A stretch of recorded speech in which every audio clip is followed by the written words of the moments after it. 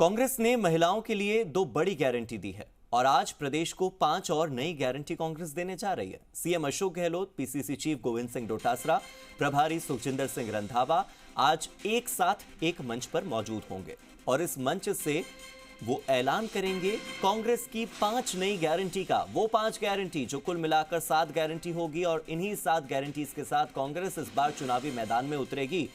विपक्षी कमजोर है ये दिखाना तो हर राजनीतिक दल का काम है, लेकिन हम कितने मजबूत हैं और हम आपके लिए क्या क्या कर सकते हैं ये दिखाना एक राजनीतिक दल की प्राथमिकता होनी चाहिए।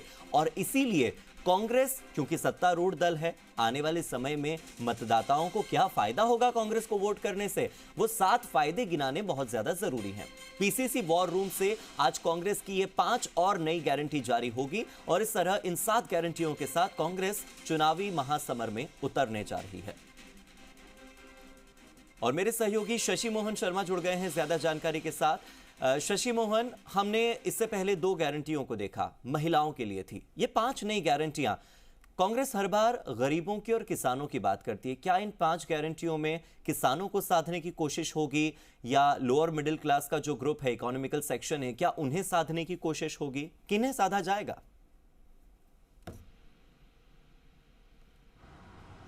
हार्दिक, देखिए, कांग्रेस पार्टी हर उस वर्ग को साधने की कोशिश करेगी जिसका वोट उसको लेना है और उन्हें लगता है कि ये वोट मिल सकता है। तो केवल किसानों तक, केवल गरीब लोगों तक सीमित रखी जाए ऐसा नहीं है, हर वोटर तक पहुंचे ऐसी स्कीम की कोशिश की जाएगी। ये बात सही है कि किसानों को भी शामिल किया जाएगा। संभवतः समर्थन मूल्य को लेकर के कुछ बड़ी घोषणा कर सकती है या सरकार किसानों के लिए क्या क्या फ्रीबीज दे सकती है इसको लेकर के बड़ी घोषणा कर सकती है।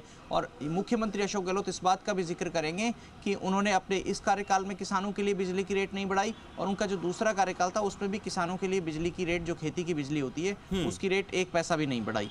और साथ में आप देखिए कि अलग अलग वर्गों को राहत देने की कोशिश की जाएगी।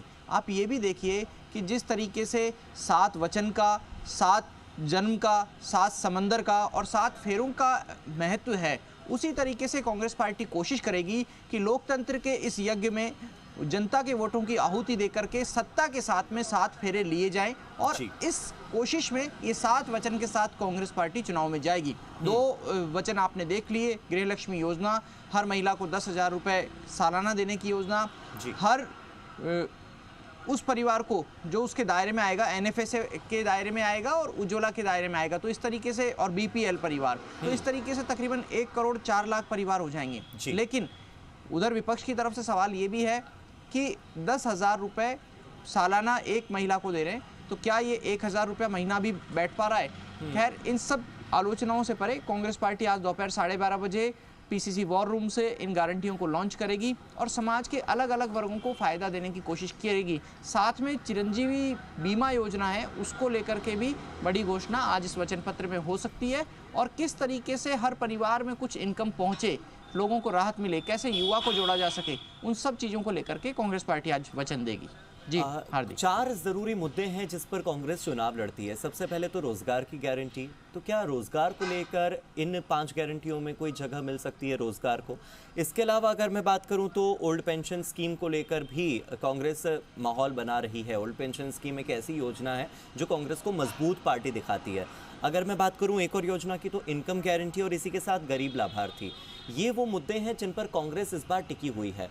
तो आपको क्या लगता है इन 5 गारंटियों में इन्हें भी साधा जाएगा? और एक और चीज मैं ऐड ऑन कर देता हूं, क्योंकि बीजेपी आरोप लगाती है अल्पसंख्यक तुष्टीकरण का, तो क्या अल्पसंख्यकों के लिए भी इसमें कुछ होगा?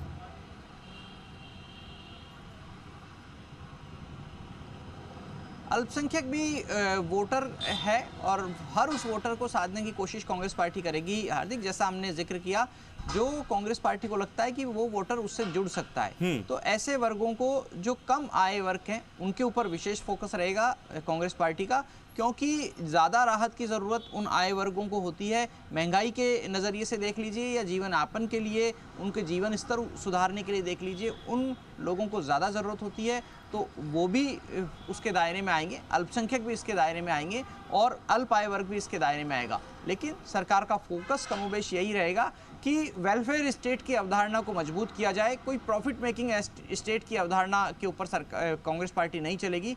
उनकी कोशिश होगी कि लोक कल्याणकारी राज्य कैसे स्थापित हो और कांग्रेस का जनहित का जो एजेंडा है वो कैसे लोगों को कम्युनिकेट हो, इसके ऊपर फोकस रहेगा। शशि मोहन, अगर कांग्रेस के कार्यकर्ता और कांग्रेस की ओर से अगर मैं अशोक गहलोत की बात को भी अगर गंभीरता के साथ लूं तो ये सवाल पूछना शायद गलत नहीं होगा कि 2 गारंटियां आई और उसके अगले दिन ईडी की कार्रवाई हो गई।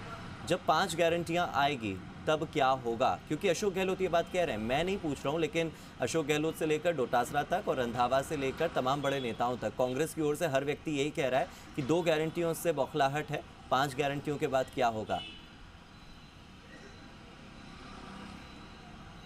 ये चुनाव का समय है और चुनाव में इस तरह के बयान आएंगे। मुख्यमंत्री अशोक गहलोत को भी चुनाव में जाना है और वो खुद उस चुनाव की अगुवाई कर रहे हैं, तो ऐसी सूरत में उन्होंने विपक्ष को घेरने के लिए ये बयान दिया और विपक्ष इस पर ट्रैप होता है कि नहीं ये देखना होगा, इस पर नज़र रहेगी। लेकिन मुख्यमंत्री कहते हैं कि 5 गारंटी जब वो लॉन्च करेंगे तो आप ये देख लीजिए कि कहाँ कहाँ आपको कार्रवाई करनी है, ईडी को कहाँ कहाँ भेजना है, कहीं टीमें कम ना पड़ जाएं। इसी के साथ उन्होंने ये भी कल ट्वीट भी किया कि जब plan A, B, C, D सब फेल हो गए तो ई प्लान आ गया। हाँ। तो इस तरह की बातें होती हैं राजनीति में और जब चुनावी माहौल होता है तो इस तरह के काउंटर किए जाते हैं। लेकिन ऐसा लगता नहीं है कि बीजेपी इस पर बहुत ज़्यादा रिएक्ट करेगी, क्योंकि बीजेपी के ऊपर पहले ही कल सचिन पायलट ने सवाल खड़े कर दिए थे कि कार्रवाई ईडी करती है, कांग्रेस पार्टी ईडी की कार्रवाई पर सवाल उठाती है और सफाई देने बीजेपी आ जाती है। तो ये कहाँ तक न्याय संगत होगा, सचिन पायलट का ये सवाल था। और जनता के मन में भी कई बार इस तरह की चीज़ें आती हैं कि अगर ईडी कोई कार्रवाई कर रही है तो उसकी सफाई बीजेपी कैसे दे सकती है? बिल्कुल, ये तो खैर है ही। और ईडी पर तो आरोप ये भी लगते हैं कि ईडी तो इलेक्शन डिपार्टमेंट ऑफ बीजेपी है। अगर कोई दोष मुक्त है तो वो साफ हो जाएगा जांच में। बिल्कुल। इसके अलावा शशि मोहन, कल जब आप सुखजिंदर रंधावा के साथ जुड़े थे, अगर कोई दोष मुक्त है तो वो जांच में साफ हो जाएगा। जी, आप जब सुखजिंदर रंधावा से कल जुड़े हुए थे तब मुझे उनका वो स्टेटमेंट भी याद आ रहा है कि जहां जहां ईडी जाएगी वहां वहां चुनाव जीतेगी कांग्रेस, यानी कि ईडी जितनी कार्रवाई करती जाएगी कांग्रेस को उतना ज्यादा फायदा होता जाएगा। इस बात को लेकर के भी अब चर्चाएं, देखते हैं आने वाले समय में कितना फायदा कांग्रेस को होता है और ईडी की इस कार्रवाई का क्या चुनावी फायदा बीजेपी को भी होता है या नहीं। बहुत बहुत शुक्रिया आपका इस जानकारी के लिए और मेरे साथ जुड़ने के लिए। चित्तौड़गढ़